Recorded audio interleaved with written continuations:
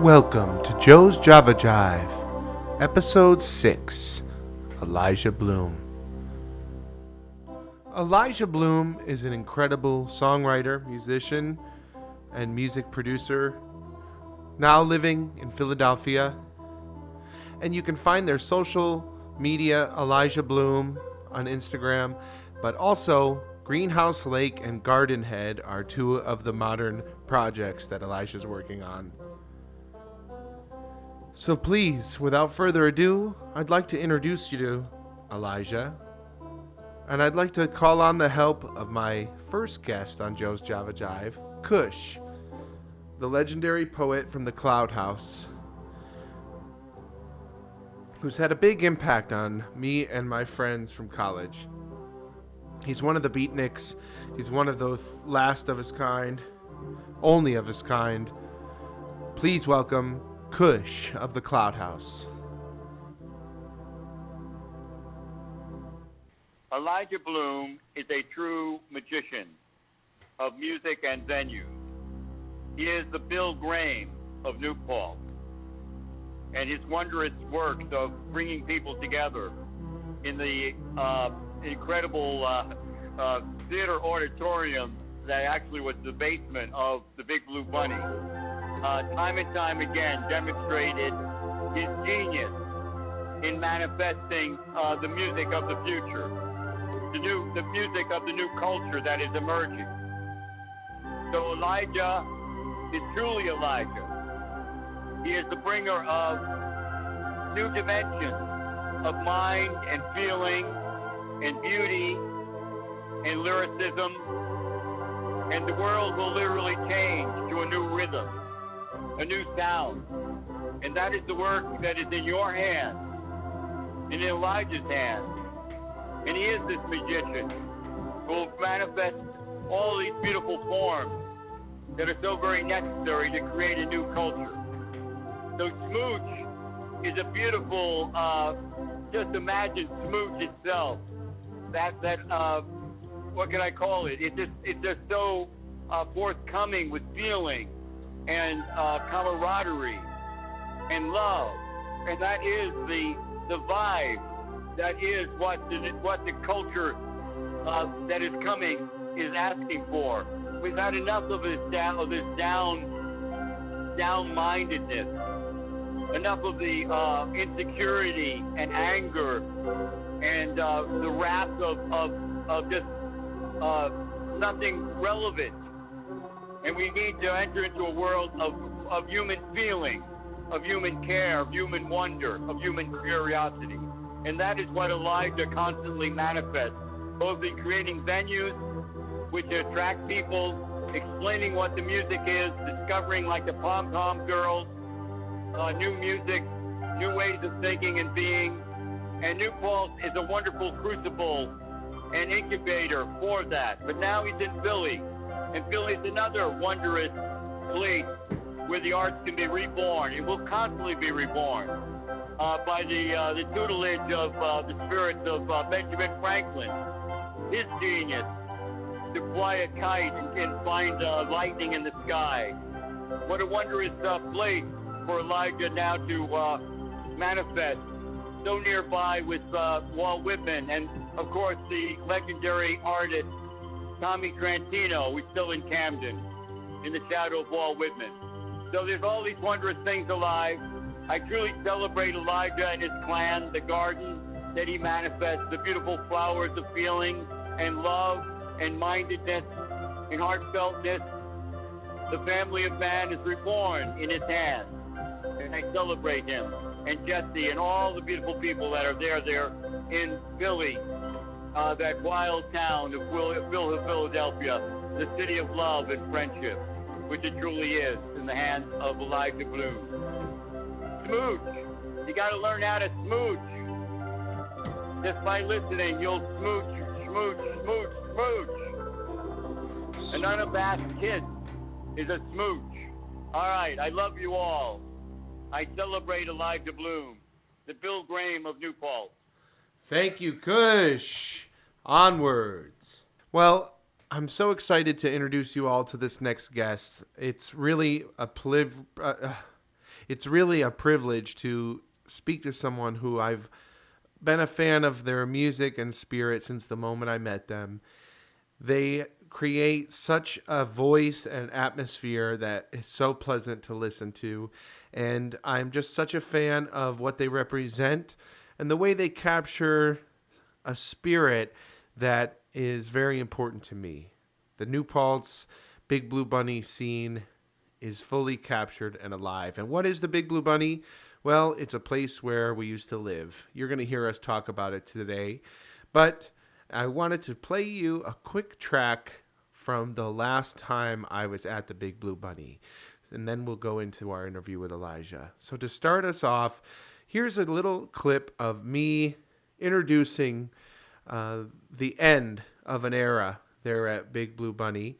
And this was a rummage sale that the tenants, the last folks who were there, had. And it was an emptying out, and it was saying goodbye to this space. And Elijah also has a song of the same kind of theme called BBB. So to start it off, the Jolly Joe Jester version, here is Big Blue Bunny from Jolly Joe Jester. And you'll hear me mention Elijah at the very end.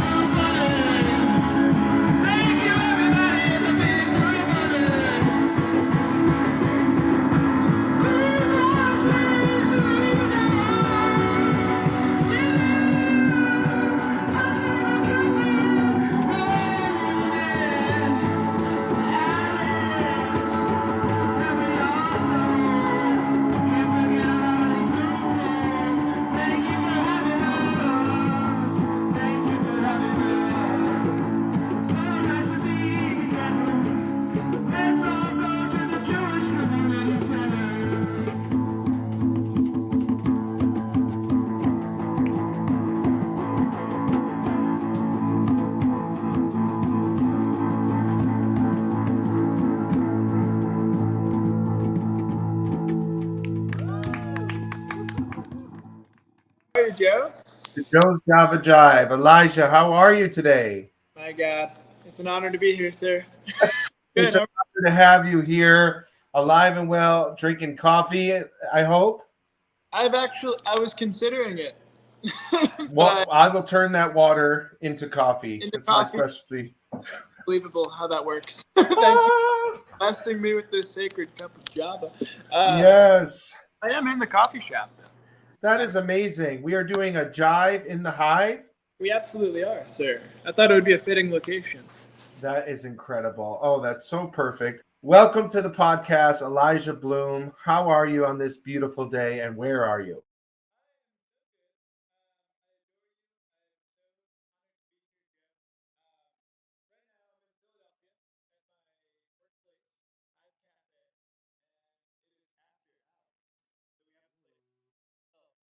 My friend. That's awesome. Really, it closes down at this time of day? It does. It does. A lot of coffee shops in this neighborhood close at 3 o'clock for one reason or another. So Wow. it's like a lingering COVID. Nothing. Things used to be open until like 6 or 7. It's just like a shorter work day. I don't know. I like it. It works for this, and it works perfect to have you in this amazing spot. Coffee shops have always been, I think, at the root of a lot of people's creative journey, a meeting place. And I know it's been crucial for you to find that place, the Hive in Philly. Anybody who's listening to this, if you haven't had a cup at the Hive, you have to go and try out their amazing food and drinks. It's incredible. What role has that coffee shop played in your life and where you are today?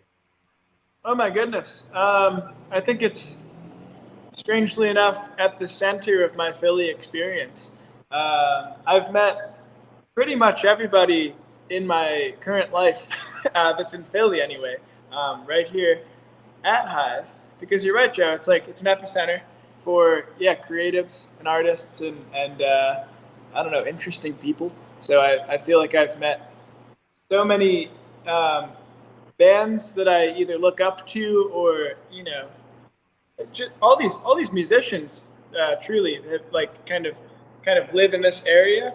So it's been really good for making connections and friendships and finding out where to record and where to perform, and really it's given me such a full experience so far in Philadelphia as an artist. And Aww. met my bandmates in Gartenhead here, which is probably the most important connection that I made. That's incredible. Yes, that it brought together Gartenhead, Garten, Gartenhead, the Yes, sir. incredible band. Mm-hmm. Yes. So Thanks. they came in while you were working behind the counter? No, actually, I started working here in November 2021, and there was a really sweet but quiet guy in the back named Kirk, who I had a feeling was a musician of some type, but he was hard. He was tough to get through to initially. He was my challenge. I said I'm going to be friends with this guy because I like his energy, and I found out after a little while that he was in Gartenhead. They were already a band. They were all from Albuquerque. I moved here as a group in 2019, and we started. Once I found that out, we had so much to talk about, and started kind of showing each other our music and influences. And at that time, I had written a handful of songs that were fresh, and they weren't Greenhouselake. That's my main project, or it was my main project at the time. These were some kind of side, just little tidbits, little ideas that I had. Yeah. And Kirk and all of the members of Gartenhead were into them, and they actually were my. There was one show where they were my backing band. So it was Elijah Bloome and Gartenhead, and they played all of my songs. And then, Wow. And it was really special and sweet, and I loved that experience. But really quickly after that, they asked me to join the band because it was a good fit. My songwriting kind of matched theirs, so it was just this whole beautiful merging of worlds. Oh, I love that. And I was so excited to hear about that journey and to meet some of the band when I've come to visit you in Philly. They seem like just such the sweetest people ever and really share that Elijah energy that so many of us love and from the Hudson Valley. So you really found your people and I'm so excited to see what you guys are up to. Hey, thank you. That means a lot, Joe. That means a lot. They're a bunch of they're good boys. Yeah, they and creatively, it really does jive in so well with your style to see how you've kind of come into the band and created this kismic relationship where it seems like you've moved on from being just sort of a keyboard player and of hearing your voice, hearing some of your creative intertwinings with all of them. It creates such a cool sound. I'm a big fan of Boiling in the Bathtub, one of the first singles you guys released. How did that song kind of spring about into the air? Well, thank you for saying that, dude. Boiling in the Bathtub was one of those songs that was floating around that I showed Gardenhead, and it came, I guess, to compare that song to Greenhouse Lake, which is something I do all the time, is I compare Gardenhead to Greenhouse, and I try to differentiate and say, what am I doing in each of these projects? It's like a Gemini thing to have two totally different outlets. Yeah. It just works for me. But I think Greenhouse is really personal and like authentic and really like based on true experiences. And I really try to maintain that, and I hope to maintain that with future releases with that band. But Gardenhead, all of the songs that I've written with them, for them, aren't afraid of fiction and the unknown, and they're kind of my freak out band, is how I look at it. I love that. And they really, as someone who's followed your journey from the very beginning of, as far as I know, it's been incredible to see you grow like some of my favorite artists have, and to keep changing the style of music, the way you create, and ultimately you get a different sound as you've matured. And I think you've matured so much since I've met you, musically and spiritually. But to be able to take that leap into the abstract and fiction and give yourself the ease of, I can say whatever I want, I can create a fictional world here and have a blast. And I'm going to have these creative, amazing musicians behind me adding their spin to it to create this wild sound.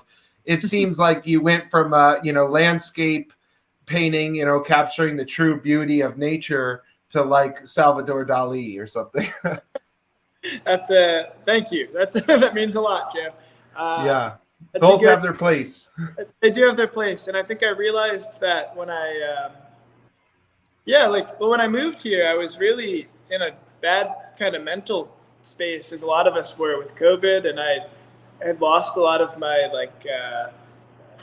just artistic, confidence, I suppose. So I think I remember seeing Godcaster, one of my favorite bands now.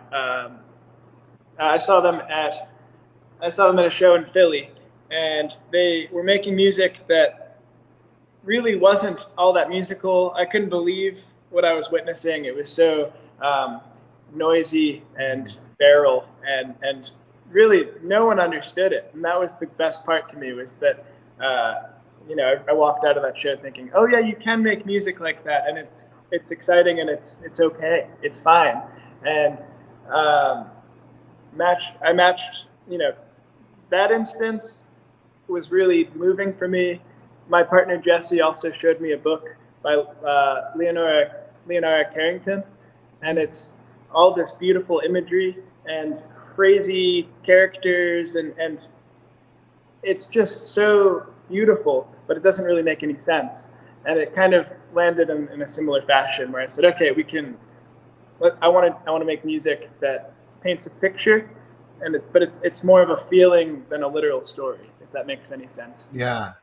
And I think that's seeping into the Greenhouse Lake stuff as well somehow. I'm just thinking of some of the amazing music that's on this new record, which when this episode comes out, you'll be able to go listen to SMOOCH in its entirety. I'm so excited for this album to be out.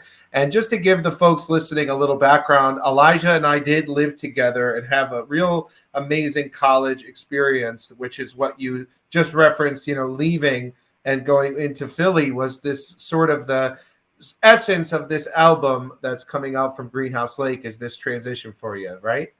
Absolutely. It's just, it's all about that departure and the kind of the challenge of like returning to what was home and what was comfortable and what I knew, and finding it, different, and people were leaving, and it's a college town, so of course people are always coming and going, and in a very short amount of time it was a different place. I was journaling a lot after each visit, as our friend Dylan kind of suggested that I should do, and kind of like work through those emotions. And I kind of took that book and put it aside, and then Gardenhead happened, and I really like found myself again and started feeling good about what I was making again, and that gave me the kind of courage and this incentive. It made me want to revisit Greenhouse. I felt ready to return to the project and say, okay, here are the thoughts. Let's to music. Let's put it out into the world. Let's speak about it now. And it's been a beautiful process, I think, for every single member of the band, because a lot of those feelings are felt by all of them, whether or not they live in Philly. It's been a similar experience. So I think for the whole collective, in the world, from 2020 to 2024, it's been a crazy journey on how we all got to where we were going. And, for you, it's been amazing to kind of see you right in the middle. When was this year that you went to Philly? Because my memory serves it was right at this shift in the universe. Yes, it was August 2020.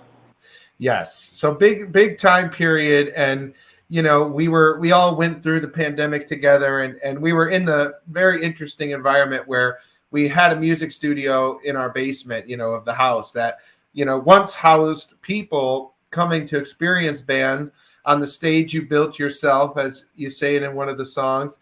And it was like a gathering spot. And then we were told you can't gather anymore. And it kind of became this little concrete hole that we all created in. And I even got to make an anthem for my mom, who passed away in May of 2020. Right in that same basement, we all were like, let's create, and maybe we can each create one song in the course of a week. And that was the challenge that brought on some great creative, energy right in that house before your departure. What a special week that was. Everybody had a day of the week, and that was, by the way, Joe, did you say your memory is shit, or did you say? I don't think I said my memery is shit. Okay. They're good. I needed to go back and just make sure you didn't say that, because I was like, yes. Yeah. I didn't hear what you said. My memory, I'm glad I wrote this stuff down, because it has been hard to keep track of. Otherwise, would be. Yeah, I know. And that time period was so, like, we would capture lightning in a bottle. I was always the guy capturing it on my voice recorders, because we would just get into this energy, and you really capture it, in BBB, Big Blue Bunny, of, when everybody came together, whether it was in the kitchen or whether it was in our screen porch looking at 300 pounds of books. There were these moments where everybody came alive. Thank you for saying that. It was such a beautiful time and place to live. I think we, I want to hear those recordings at some point. I think it's funny because we also really did capture that with this like week-long recording project that you just mentioned. And I hope that can see the light of day at some point, because there are some special songs on there.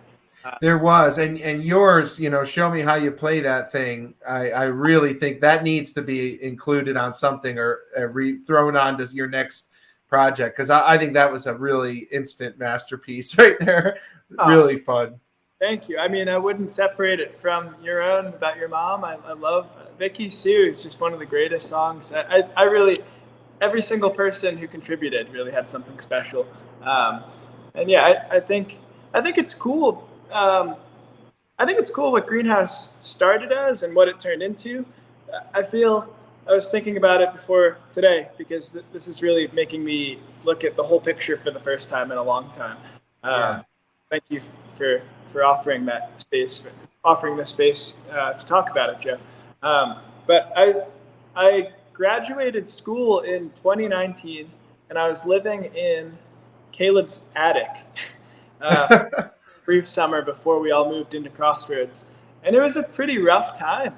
And I wanted to start something new. We used to be called the Absolute Zeros. That was like what Greenhouse Lake was before it took on that name. And I wanted to, if you listen to like some of those songs, they're all about things that somebody in, post-grad would be thinking about. It's just like purpose, presence of mind. Just I was listening to a lot of Alan Watts, which we both love him. Yes. And I think a bunch of those tracks are kind of in that vein. But then we moved into Crossroads, and this beautiful community kind of started there. And that's where 300 Pounds of Books came from. That's where Goosebumps came from. Like it just kind of, it just goes so hand in hand with that time period and that place. And that's a really special EP just to listen back to. It's a little time capsule. All caps, no spaces. Yeah, it was an absolute blast to listen to and to hear you guys creating those songs and practicing. My room at that house was right against the stage, so my head literally was just one little wall between the practice space, and I loved it. Loved it, yeah. Never got sick of it, not even for one moment. But recording those and actually inviting the house to come in and kind of add some of those noises that you hear. Tony, get over here. Oh, this is a very serious moment of insanity. It gets me so excited every time I hear that. That's my favorite thing about it. It's just so great that you guys were down for that. And I love 300 Pounds where you're reading through the cookbook on the beginning. It's just, there's so many little, if you really listen, you can really hear some great lines. Yeah. I think that came from that idea. It's very Beatle-esque. It's very like the Beatles had a lot of stuff like that, but I think it specifically came from the Velvet Underground song Temptation Inside Your Heart, if you've ever heard that one. It sounds like there's like a bunch of people, somebody left the door open and a bunch of people are walking in and they're talking in the microphone, and that was just so, that just had such an effect on me, and I wanted to recreate that. So it's, I've been ripping off Lou Reed since day one. I know. I wanted to ask you about Lou because I know he's such an inspiration, and you were him for Halloween one year at the Bunny. Thought I was Howard Stern. Yes. Yes, and I know you actually did cover one of my favorites. If you close the door, the night could last forever. Oh yeah. So how did that come about? And well, I guess what was it? Because I know the Velvet Underground, they say everybody who listened to them, not everybody bought a record, but everybody who did started a band. And yes. You had a similar experience? I definitely did. I think it's hard to say when I started listening, but I would say in like high school, possibly late middle school is when I found the Velvet Underground. And in fact, it was sort of a rebellious thing for me, which is silly to think about. But my dad listens to a lot of classic rock and, Skynyrd, Led Zeppelin, the Beatles, like all of those classic bands. And he didn't know the Velvet Underground. So I think maybe it wasn't rebellious, but it was like, this is my band. This is the one that I discovered. It was one of the first bands where I could say, I claim this, I love this. And yes. It's different, it's interesting, it sounds terrible, but it really, really resonated with me and continues to for different reasons as I grow older. I just think they're one of the best musical groups that's ever done it. Yeah, I agree. Challenging too for so many I'm sorry to cut you off. What'd you say, Joe?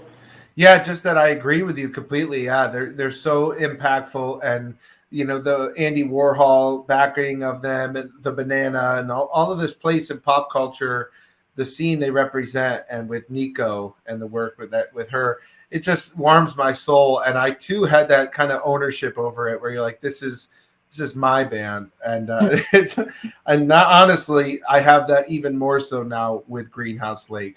This feels like seriously my music. I cannot ever skip one of these songs when it comes on. So they never get old, and I see the influence there. But it was very cool for you to pay tribute to them, and in your own way with that song, and see you come bring that to life with Greenhouse Lake a few times in the basement was unworldly.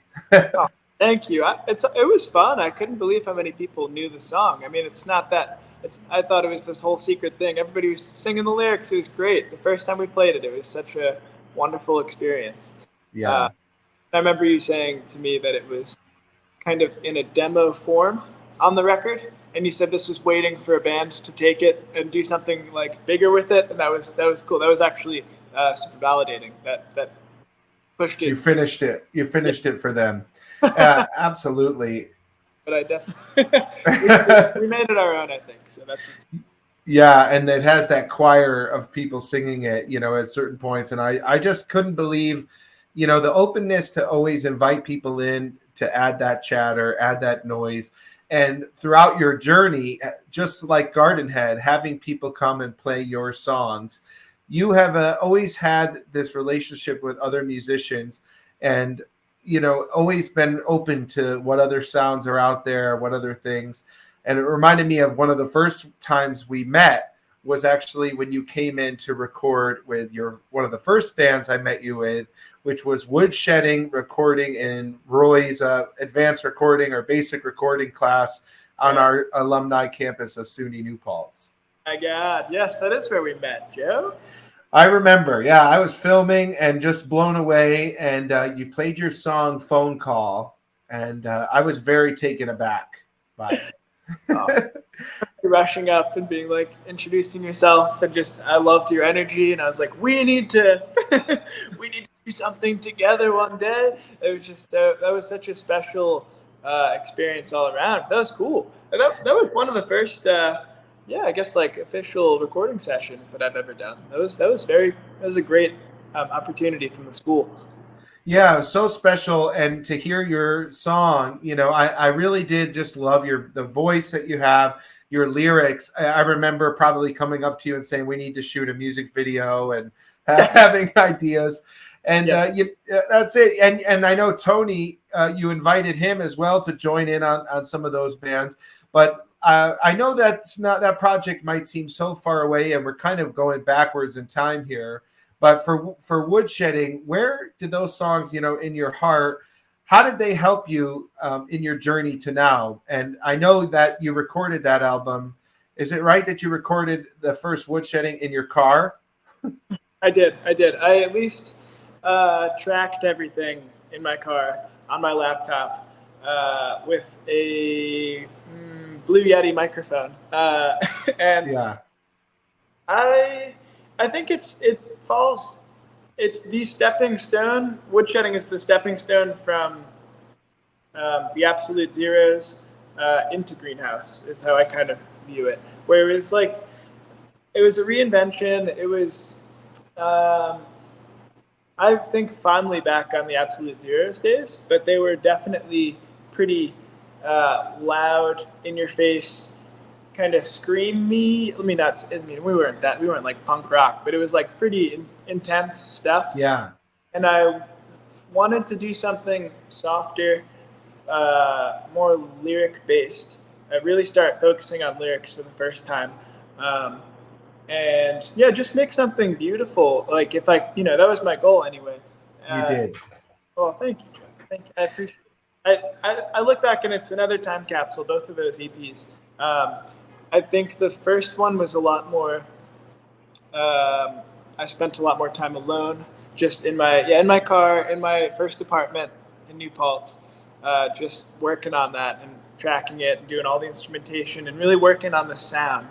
And I kind of relearned how to sing, or at least came up with like a different style for how to sing on that EP. And then we built the band. We got Kyle Ossent on violin. We got Miguel, our first drummer. Eventually, Matt would replace him. I don't know if you need me to use last names or anything. It doesn't. It turned beautiful. We had James on bass, and it just turned into this beautiful experiment that was kind of folky, kind of indie, heavily influenced by Slaughter Beach Dog, Pine Grove, and bands of that, of the like. I loved that indie folk sound that was happening in 2017.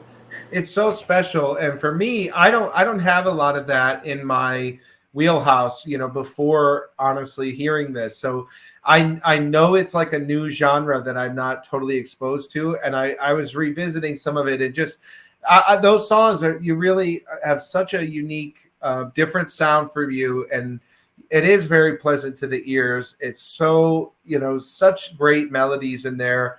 Both Tiger Lily and Moon Lily. I had such a great time going for a walk in Rosendale this week, revisiting and listening to all of these. Joy Sheffy, Human Heat. You capture Human Heat, the coffee shop that you and I spent some time getting to know each other in and experiencing, which was Cafeteria in New Paltz. And I'm blown away by that. And since this is Joe's Java Jive, let's talk a little bit about how Woodshedding was born out of Cafeteria, because I noticed on Spotify still one of your first singles is a picture of you guys on the stage at CAF. Hey, what's up? It's just very, very like casual, very fun, very just a loving place. And I started going to their Monday night open mic, and that's really that was a really big step for me. I really felt kind of scared to go anywhere in New Paltz alone. It was all new, it felt like a big city, which is funny, but it just felt like this really big unknown place. And I started forcing myself to go to those open mics, and met I see you there all the time, especially when you were working there. I met Lily Lavender. Forgive the siren. Maybe we should let that go by. Yes, the amazing Lily, and all of these people who are just in this Renaissance period, especially at the Monday open mics. That was like my weekly sermon, weekly church. It became that for me too. I mean, it was a full house every week. It was a pretty religious experience, and I didn't mean to skip right over Lily. She was at the heart of all of it.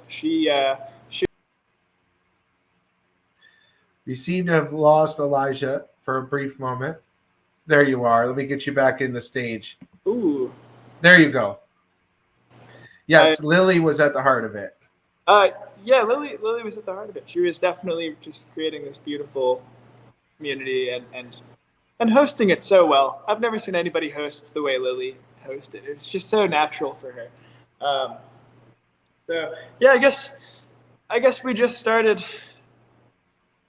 Yeah, you're asking about like the relationship of Woodshedding with Cafeteria. I started playing there alone, and then as the band came together, just started bringing more and more of them with me. It just, I don't know. It was a lot of fun. I think people started to like recognize who, my face, and then I do remember making like, I would tell myself, you're going to meet, 5 people tonight, or you're going to run around and say hi to everyone you make eye contact with. Like, I was really pushing myself to be this person that I wasn't at all. And it was helpful. It forced me out of my comfort zone, and I met so many great folks that way. That's amazing, Elijah. I mean, it really reminds me of what you and I share so much, which was that we both kind of came to New Paltz thinking of it as a big city, like you mentioned. And coming from kind of country boy life upbringing, we both transferred into the school. And in our transfer years, we were like, let's make the most of this. We only got 2 years here. Let's really take advantage of it. And we found out quickly, that we both wanted similar things. And I'll just never forget meeting you on one of these side streets and saying, let's maybe live together. You're looking for a place, let's try to think about maybe we could be housemates in a place where we could invite all these people into one. And the first show I ever went to was just mind-blowing. The community of people who I didn't even know they were all gathered in one place. And then when you see them there, you realize, like, we have a little family tribe here, and they all know each other. And if they don't, they'll get to know each other. Real quick. Yeah, definitely. Yeah, I think that was right before. I do remember seeing you in the street on my way home from class. I think it was like outside of, maybe it was like South Oakwood, right? Is that? Yeah. And I remember you coming up to me and we were talking about it. And then that kind of whole move for the first Crossroads house was very rushed and frantic. So we found that little bungalow of a house and just did as much as we could in it. And it was, that was a fantastic start, because we fit a pretty good amount of people. Yeah, absolutely. With the Black Cat era. Yes, yep. And the curtains that would roll up over the windows and then come down show day and block the walls for soundproofing. It was a pretty funny operation that we had there. I think Matt Chiarelli documented that somewhere pretty well. Yes. What happened to that footage, or if that was ever released. But yeah, it was funny when we finished, when that lease ended. I did remember you mentioning that all the way back, that you wanted to live with me, and it was like rounding up. It was like putting the Avengers together. I was like, all right, yeah, who's gonna be in this house? We're gonna do it we're gonna do it right this time. And I remember I hunted Tony down at Gourmet Pizza. Because I remember this handsome but kind of Mick Jagger, like he had like a feminine kind of I don't know, swagger. I can't even describe it. I just remember being totally enthralled by Tony when I saw him for the first time. He had this very like tiny loose fitting shirt on. I can see it. Yeah. Yeah, and we both, it was in jazz band, and we both discovered that we were pretending to know how to play our instruments. And I found him at Gourmet Pizza. He was in with Mackenzie. He wanted to move in. I think I messaged you. Just December came along. That worked out so wonderfully with Caleb. And yeah, that was a special time, Joe. I'm glad we made it happen. Absolutely. And it's the theme behind a song that, both of us have honored in song, Big Blue Bunny, and you have BBB on this new album. Yes. And it just, you take me right back to that house with this music and, saying goodbye to a place. And, those lyrics about, trying to bury it without a proper funeral, having to move past the space that was so special and kind of, was this community for you that gave you such a nice element, it sounds like, to your artistic journey, living with Caleb, recording the Greenhouse Lake and some other projects that we've talked about and will talk about, including with Serena Hope's album that you helped master. Yes. So all of this home, it's hard to say goodbye to a place like that. And I think this conversation and this album, it's a fitting way. We've paid definitely enough respects to this spot, and it will continue to be inspired for it for life. But do you feel like releasing this is kind of releasing some energetic shift and like the song says, because that every time I listen to it, there's something I levitate with this freeing feeling of energy released, even from that first guitar riff.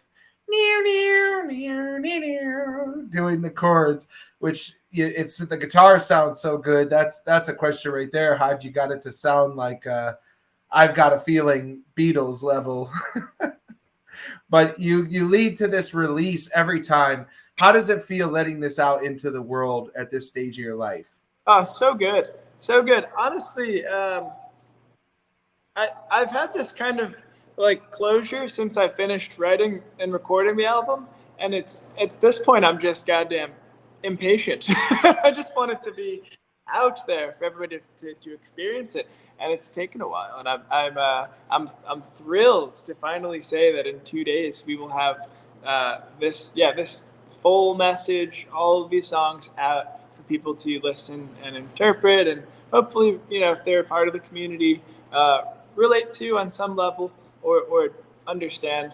I hope that people who have no idea what it was about can still kind of gain some kind of insight into what They will. Trust me, you're going to touch a lot of people. Well, thank you. I do have some kind of trust in that, because I think some of my favorite songs are so specific to the writer's life, and it's not always something you instantly like. It just shows. I'm trying to think of an example, but I can't off the top of my head. I just think it's kind of fun.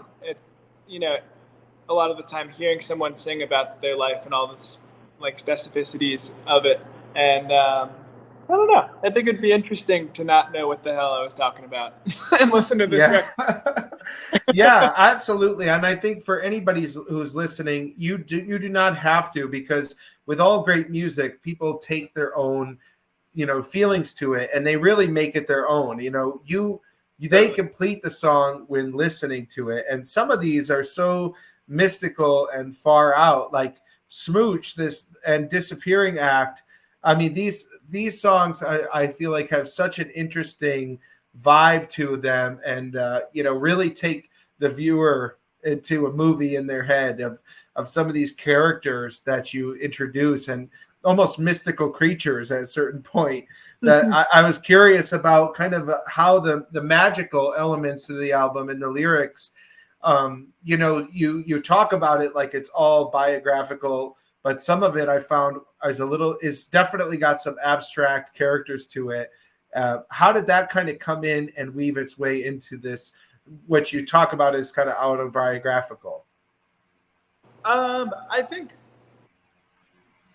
well, I guess with those two tracks specifically, it's funny because I don't know if it,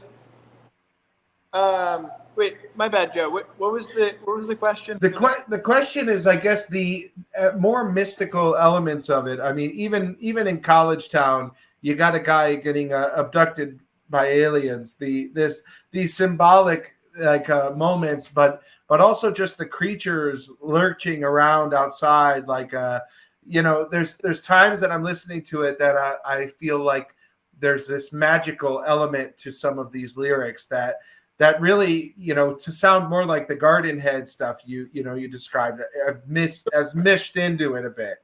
I will say there were things that were blown out of proportion in the lyrics. Like Smooch is all about just a deer that, I don't know if you recall, but there was this deer that would kind of hang out, who'd kind of linger outside of the Crossroads house, the Big Blue Bunny. And he had a huge tongue hanging out of the side of his mouth. Oh, yes. To try to feed him, and I kind of gained his trust, but he was definitely like a lone creature, and he would eat out of our compost. And I guess I found out much later that tongue, when you see an animal with that swollen tongue, it has blue tongue is the name of the illness or disease, and it's usually fatal. So they get it from mosquitoes, and it kills a lot of livestock around the world. And sometimes it's not fatal. Sometimes an animal can learn to live with it. And Smooch, I called him Smooch because it looked like he was gonna give you a big lick your whole face. That deer was there for pretty much the entirety of us living there. And I just kind of admired his ability to survive because he was so weak and frail looking. And I guess I really felt like that when I moved to Philly. And that's what the Disappearing Act is all about. It's just, that's why they're a medley. I'm giving away my secrets. I'm saying too much, but that was the ideology there.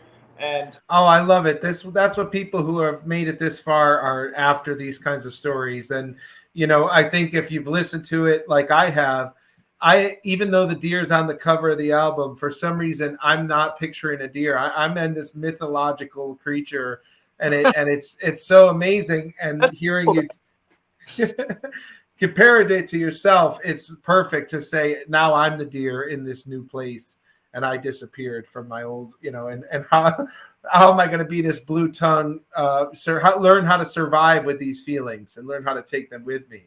Yeah, so I started eating out of the trash. In Philly, that's how you survived. It's true. I turned into Danny DeVito. Yeah, that's amazing. Well, it's truly like this journey you've been on, with Greenhouse Lake. It was amazing to see the transition, and I want you to talk a little bit about the friendship at the core of it, and the role Caleb has played in the process, because I know they were heavily involved, with the recording process in the first one, and you guys kind of went outsourced for the second. How has Caleb's relationship been, and how has it been working on this new album together? It wouldn't happen without him. This band would not make any sense without Caleb, for so many reasons. I guess part of the reason we stopped was Caleb and I needed some space, and we had a pretty big moment of just disagreement moving out of the house, and it sucked. It sucked a lot, and we went our ways, and said our goodbyes. And it was really hard though, because he's the longest friend I've ever had, since 13. So I just assumed we'd never return to the project, and then we healed and things got better. We talked. I'm grateful for that every day. And I started working on these songs, started sending them to him and the group chat and Joe Leonardo and Nico. And it just felt good again. It felt like, okay, we're ready. It's time to jump into these new songs and make something.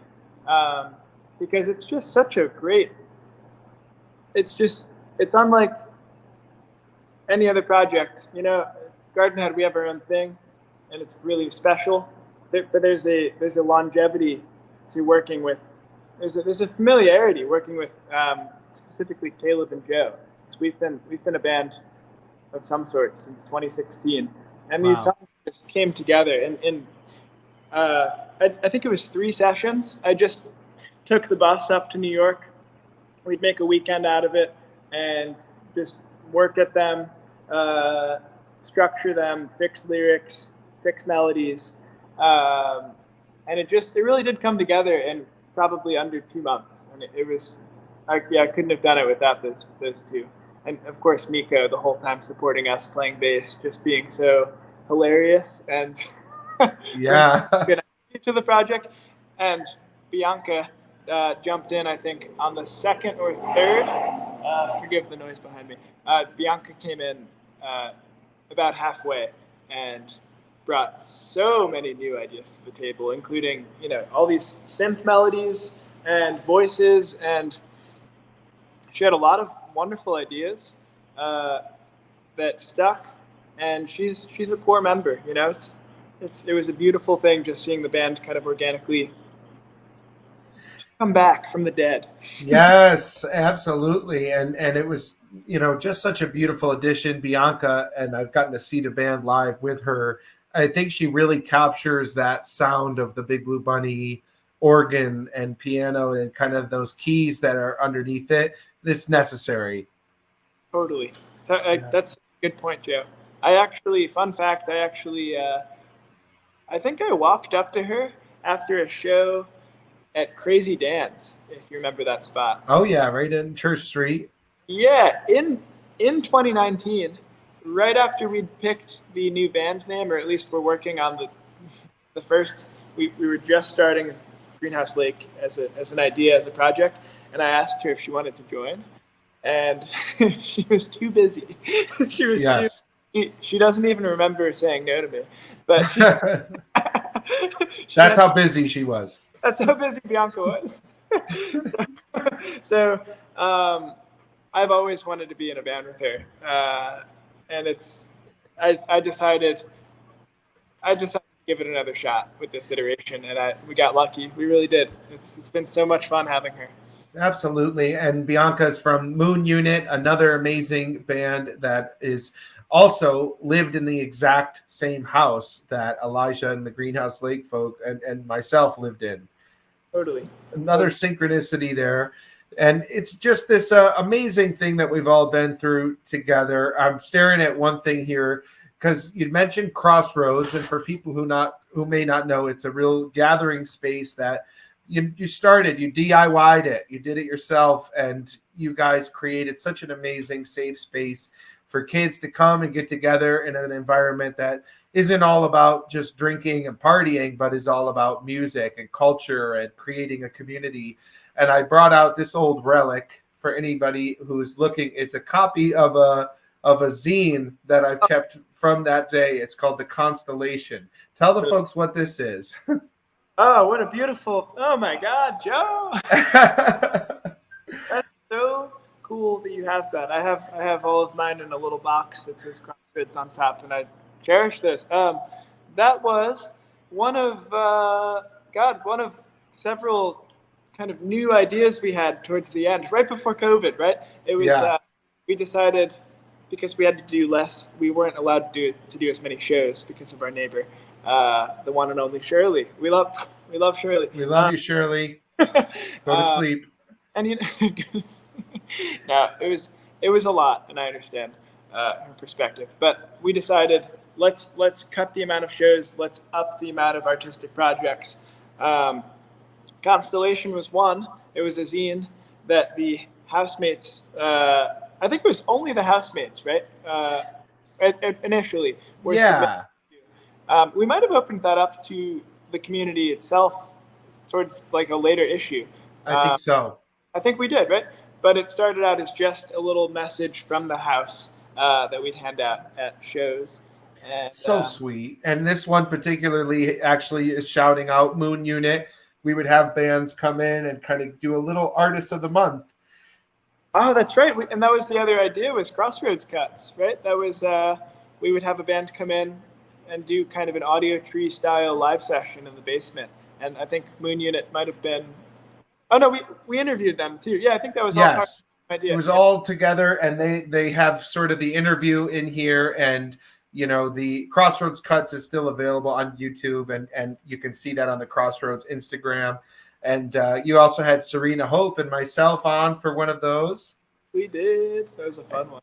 Yeah, we could shift here to the Serena project, because that must have been different for you to take on somebody else's music and actually be the sound engineer for a change, and without playing, you know, your own lyrics and your own songs. What was that experience like on the amazing Brush Plus Pine with Serena Hope? Oh, I love that EP. So exciting, such an honor to have gotten that, to have been asked to take on that role. It was such an interesting kind of, it was the first time I wasn't living in New Paltz, but like had a project in New Paltz. So I had to get kind of better at coordinating schedules, and it was good for me. It was very good for me to like come up and see you guys and track, and then do like a little mixing on a weekend. It was, you know, it would kind of get done in chunks, which was fun. I don't know if you remember me just coming up and mixing downstairs and just being in the house and getting to be with you guys. The recording itself was so much fun. You were on fire. You were what was the analogy you had? You wanted to maximize the amount of instruments and melodies, and then sculpt it into something. And we're making the block of ice for you to sculpt it into the project. And I remember being completely overwhelmed by that concept, because I was like, oh my God, we're tracking piano now? You know, you just, one thing I love about you, Joe, is just you are a nonstop force of ideas. And it was intense, but I loved it. It was a great experience, just learning how to mic different instruments and try to get the best quality. And then actually sculpting it down was so much fun and worked so well. It a big point I want to make. I think it was a success. I look back on that and I'm so proud of what we made together. Absolutely, and we couldn't have done it without you. Taking I'm good at the making the block of ice, but we needed you, and you're used to working with a metronome on your first projects, and kind of having all the control in the world when you're recording it yourself to allow my crazy never done it before mind and Serena's visions. You really channeled it well, and the way you took some of those recordings and actually gave them, the simplicity they needed it was just incredible to listen to them and say, oh my God, these are done. These are incredible. And Serena, I know, is so thankful for you and all of the amazing effort and time you put into that. And so am I. We're really thankful for that creation. Oh, I'm thankful for it too, Joe. Like I said, I think it made that whole transition easier in a way because I still had something to hold on to and a reason to come back and see you guys while I was getting used to living here in Philly. Yes. And really, I needed it. I really did. And I look forward to, I don't know if I can say this on the live. Sure. We're gonna track another one, aren't we? Yes, the fourth of the amazing Serena Hope EPs is in production. Pre-production right now, and we are going to get that done very soon. And I'm excited because we're going to also have we're going to be taking our New Paltz energy and bringing it to you. It sounds like this time, and some of the Gardenhead friends are going to get to have their hands on it as well, which we really do love. I can't wait for that. We need it, Joe. Bring it here. Absolutely. I mean, that's the thing. We'll have each other, and as Kush would say, our mentor who. I did have he is going to be giving a little intro to this episode. You'll hear when it comes out. Great. I just talked to him for the first time in a while 2 days ago. That's so exciting. Yes, he was our first guest on Joe's Java Jive episode 1, but he is a big friend of Elijah and I, so that I'm so grateful that he has had an effect on you and just on, this journey you went on. I know, tell the folks a little bit about this cross-country trip you went on, because I think that was a really inspiring thing that most people don't get to do in their lifetime, and I think you might inspire a listener with that. That was one of the best experiences I've ever had. It was 2 summers ago, and I had been saving money and preparing my Subaru hatchback to be a livable vehicle. And I planned a big circle around the U.S. Definitely leaning into that Kerouac energy, which is so stereotypical, but my God, it was speaking to me on such a level at the time where I just needed to travel for the first time. I'd never really traveled. So I just wanted to see all of it that I possibly could. In one single month was the other part of it. It was the month of June. So I just drove, basically like doing like a city a day, maybe a city every 2 days, and I had a little itinerary where I had like a Google Doc for every single city with just filled with things I wanted to see. And would kind of play it by ear when I got there to say, okay, what's speaking to me? We can't see it all, so let's pick like a handful of things and just get the most we can out of it. And it was amazing. I slept. Yes, I would pull these curtains. Actually, it was the same mechanism as the Crossroads house, the first one. I would just drop the curtains down over the windows and have some privacy.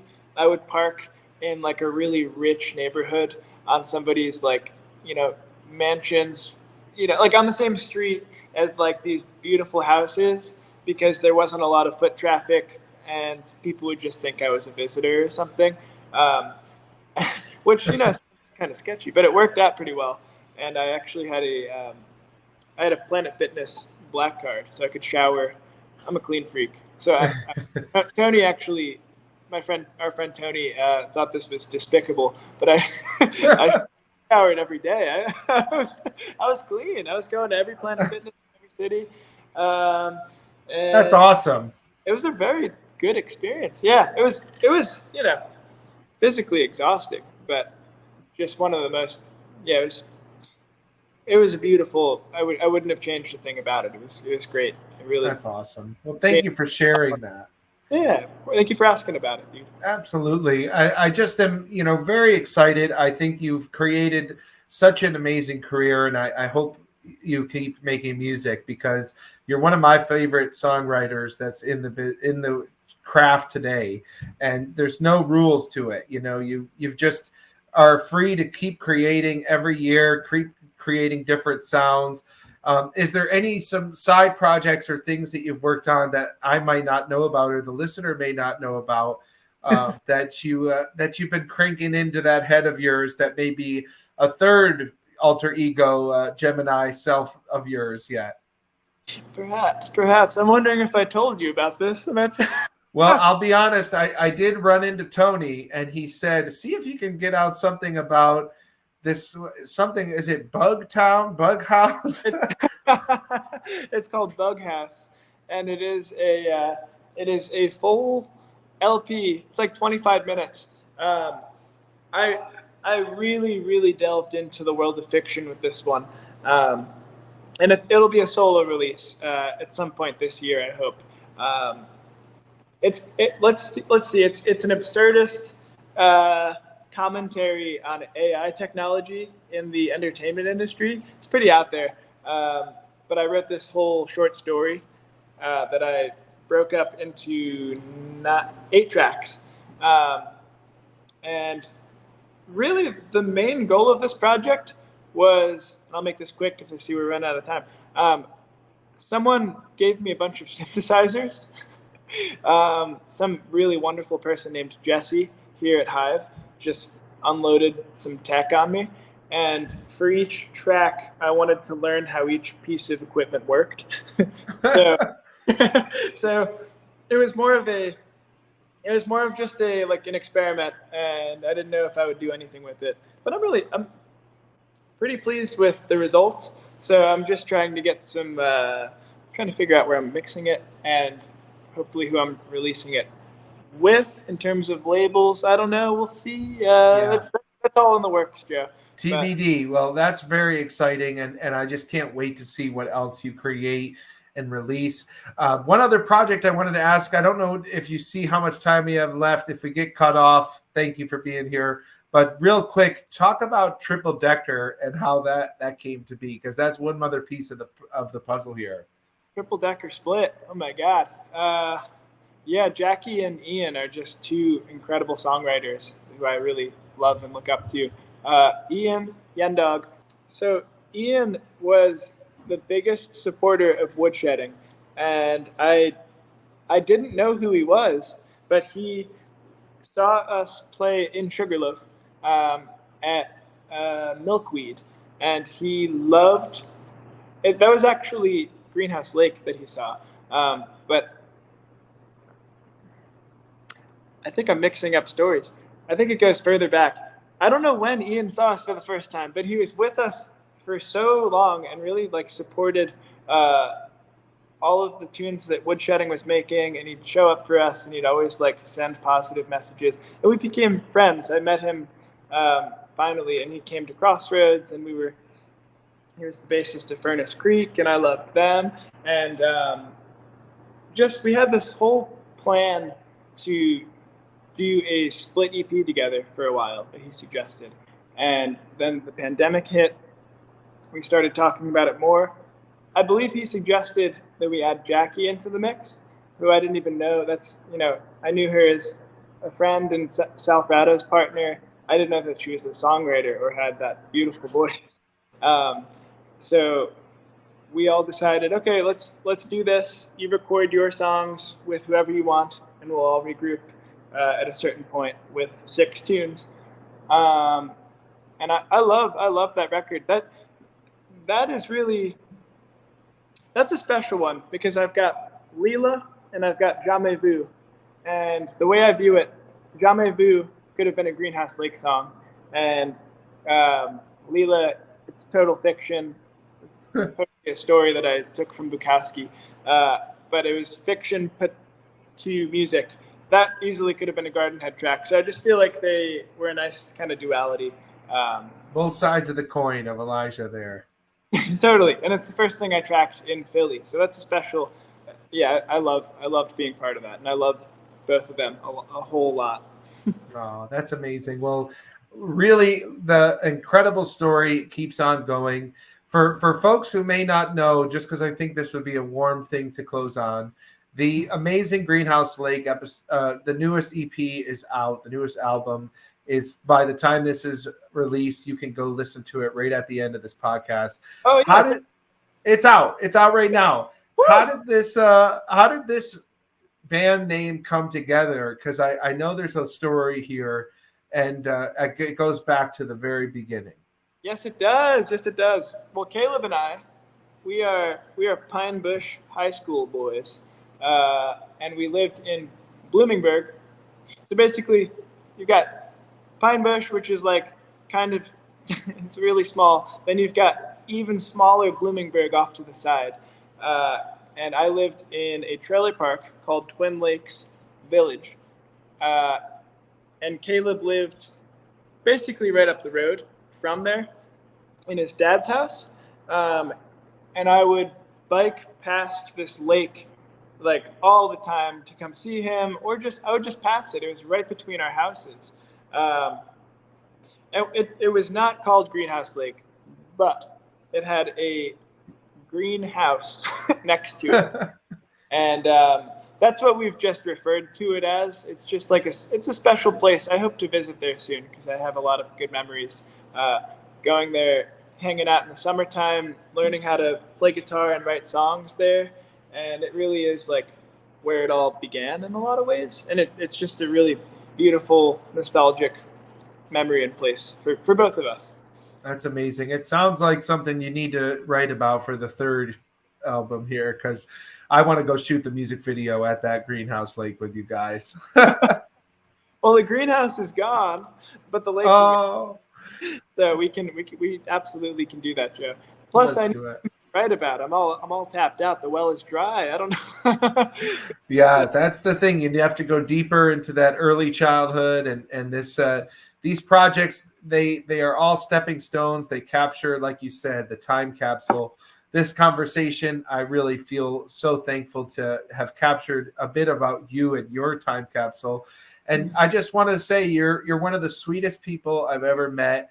You really know how to put a whole room at ease when you would go up on the mic and tell folks we're here to celebrate the music and this is a safe space. Everybody believed it. And I think we both really came into our own and grew up together in a lot of ways, coming from our country upbringings to feeling like we came into our own spirit and adulthood. So I'm very excited to see the man you continue to become, Elijah. You're like a brother to me, and I've got so much love for you, really. I love you too, dude. That means so much to hear you say. We are on some journeys here, and I'm lucky to have you in my life and to have this history with you. Thank you for just the positivity you put out into the world. Thank you for doing things like this, giving people a space to talk about their crafts. Just, you're wonderful. I love you. I love you so much, and it's my pleasure. I want everyone to check out Greenhouse Lake. Go on a journey and check out all of these songs. I'll tell you, College Town, I said it to Kush, it reminds me of Howell and its impact, and it's amazing. Just going off on the poetry and the storytelling, and you really let a lot of voices into your new self here. It's not just the same old Elijah anymore. So seriously, keep creating, and tell the folks about the latest Gardenhead release as well, because I really was a fan of that as well. And if you guys have anything else coming out down the hatch soon. Thank you. Yeah, Love Anthem. Titled by Jesse Castor. Shout out to my lovely partner. And I love that title. It was the first song that we all came together and wrote as a band down in the basement. And it's kind of goofy. It's fun. It's kind of a culmination of like all the things that I love about Gardenhead. And we produced it in the house. We recorded it in the house and had our good friend Mark Water at Headroom mix it. I think I'm repping Headroom right now. Yes, I am. Nice. He's done everything. He did that song. He did the first EP that I was part of, Salt and Spit with Gardenhead. He did the full Greenhouse Lake record. He's a wonderful soul. So talented.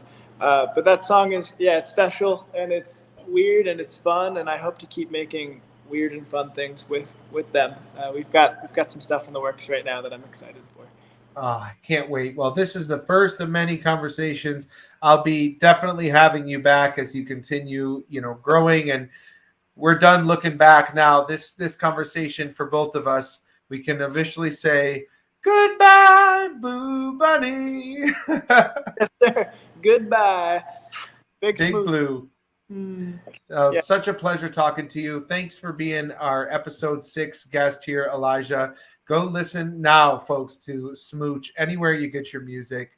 And to close the show, I was going to play folks one of the tracks from the album. So if it's possible, do you have one in mind that you think you could fork over for a little taste to close it out? Absolutely. Of my choice? Or yes, of your choice, and set it up as the conclusion here. How about I'm going to pick the odd man out for this one. I'm going to pick the album closer. It's called Sunday Afternoon, and it was written, I actually wrote this one early in COVID, and it captures a day that I spent with yourself and the housemates. Forgive the noise. Loud car. And basically, I think I really just tried to capture the peace of that day and the wonderful feelings that were present in that room, that living room. And it's Bianca playing piano. Very simple, very stripped back. Caleb's doing some beautiful harmonies and little guitar, kind of noodling along with the melodies. I just am so happy with the way this came out. So. I'm excited. This means I get a little preview of it, folks. When Elijah sends it, I can't wait to hear it. And for all of you to hear now a taste from the new album to take us out Sunday afternoon. Sunday afternoon. Yep. So this is a sequel to the Velvet Underground, as always. You're paying. We're always paying our tributes. Yep, did it again. That's amazing. Sunday afternoon. Thank you for spending this beautiful Saturday conversation. When this comes out, folks, Elijah Bloome, this flower never stops blooming. So we're going to be all tuning in to see what you harvest next. Thanks so much for being with us. Thanks for having me, Joe. I love you, dude. Love you too. Peace and love.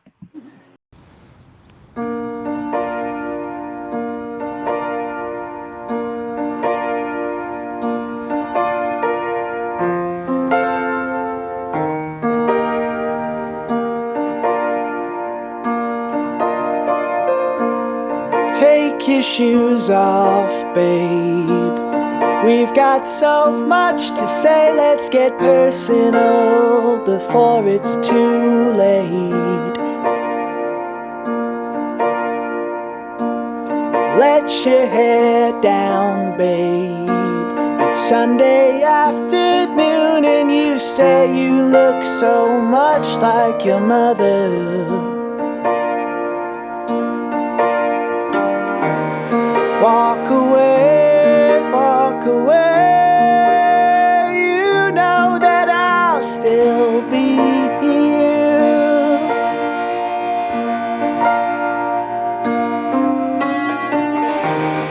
Walk away, walk away. And when you say that you're sorry, I'll be sorry too. Take a picture, babe. Tomorrow we'll laugh and cry and wonder why we were so young. Sing your heart out, babe, 'cause all the big rock stars were your age. and you've got all of our attention. Yes, you do. Walk away, walk away. You know that I'll still be here.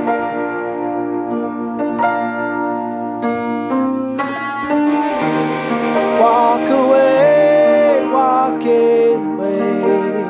And when you say that you're sorry, I'll be sorry too. I'll be sorry too. I'll be sorry too. Go ahead.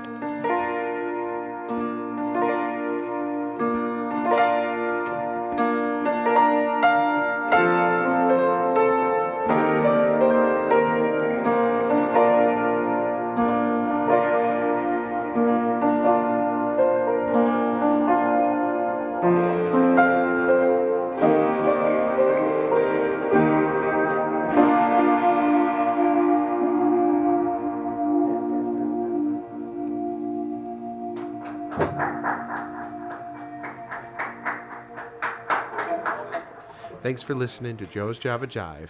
I'm Jolly Joe Jester, and have a beautiful rest of your day. Peace.